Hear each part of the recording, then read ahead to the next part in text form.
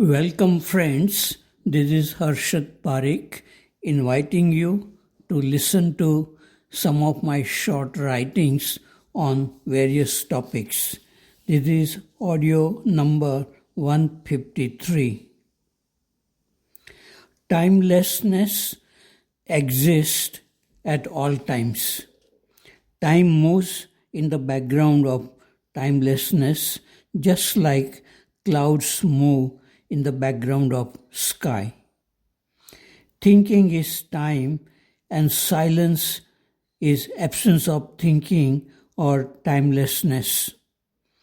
If thinking is creating suffering, one desires to be free from thinking. But if thinking is not creating any suffering, there is no desire for silence. This is freedom where there is no division or conflict between time and timelessness. Thinking is good, not thinking is good too. This is the awakening of intelligence.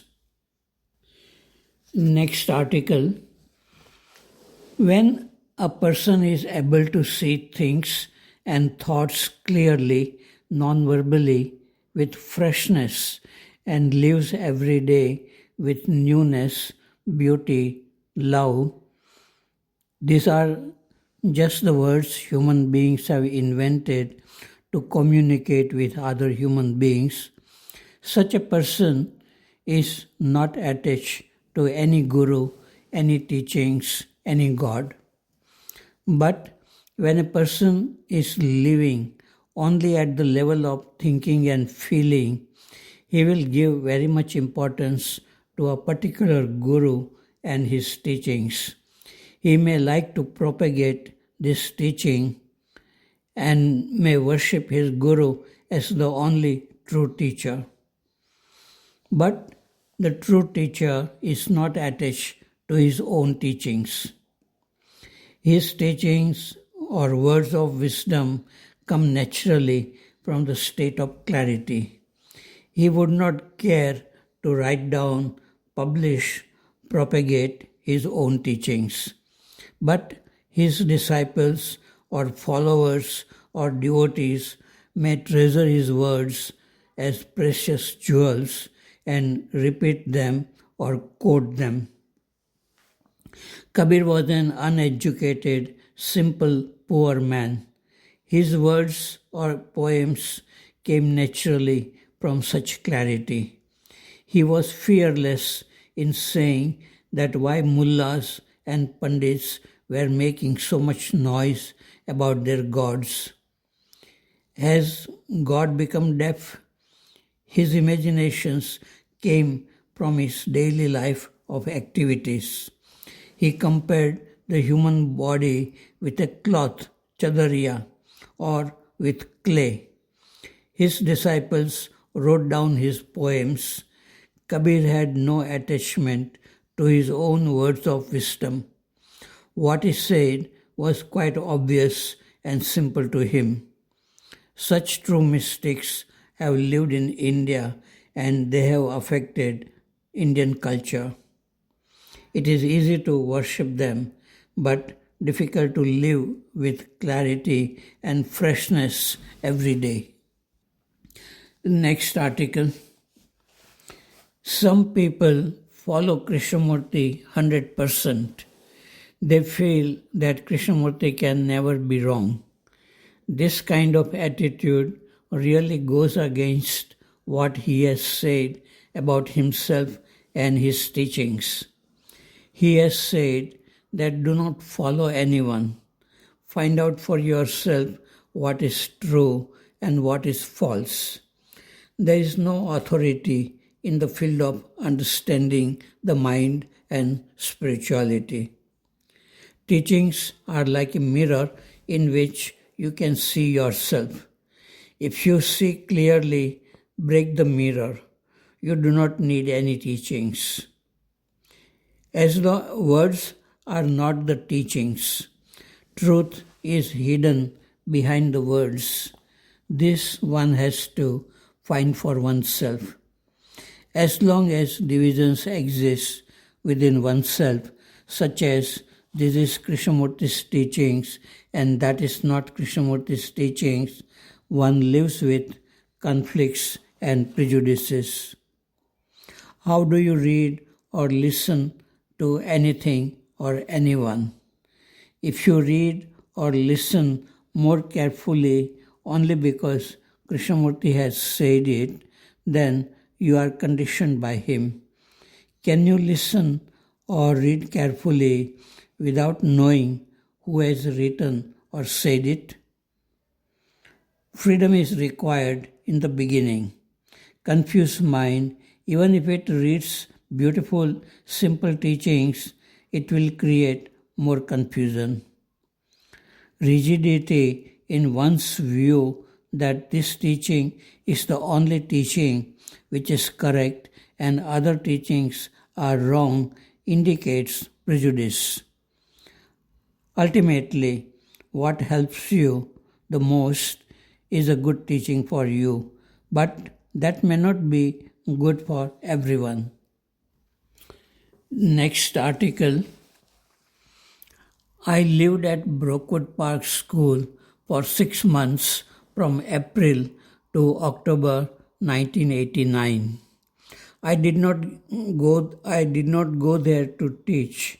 I was just an observer helping in the kitchen and spending time in the study center. But there was need to teach mathematics because one teacher left the school. I was requested and I had no difficulty in teaching mathematics to 4 students. I was requested to attend all staff meetings where problems in the school were discussed along with the teachings of Krishnamurti. There was some stress in the atmosphere during staff meetings, strong divisive arguments. In the school library, I saw a book titled Beyond the Mind by Dada Gawand. It was good. I showed this book to an Italian student. He too liked that book. He wanted me to write to Dada about this book and to know more about him. So I had some correspondence with Dada Gawand. Few years after that, I read in the local newspaper that Dada had come to Bhavnagar, my hometown, to give a talk. I was in Bhavnagar at that time. I went to see him and talked with him for a few minutes. Then I said that if he wanted to visit Rishi Valley, he was welcome as my guest. Few years after that, Dada had come to Bangalore to give a talk. He sent me a message that he wanted to visit Rishi Valley. So I asked the principal, Mrs. Thomas, if Dada was welcome to Rishi Valley. Mrs. Thomas said that he was welcome to our study center. But when I told her that Dada was a spiritual teacher and he had written good books, she hesitated to invite him.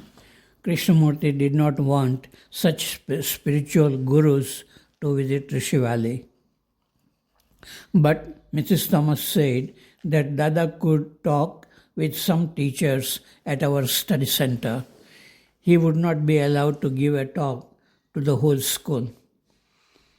I thought Dada would come alone or with a friend, but he came with 4 people with a cameraman to film his talk at the study center. I told him that our school do not allow such filming in Rishi Valley. Dada started giving a talk at our study center. He was speaking well, but I told him that we had planned a dialogue with him without any recording.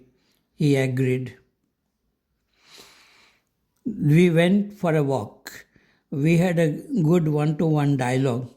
He said it should have been recorded. Dada was around 75 at that time and he looked healthy and clear in his mind.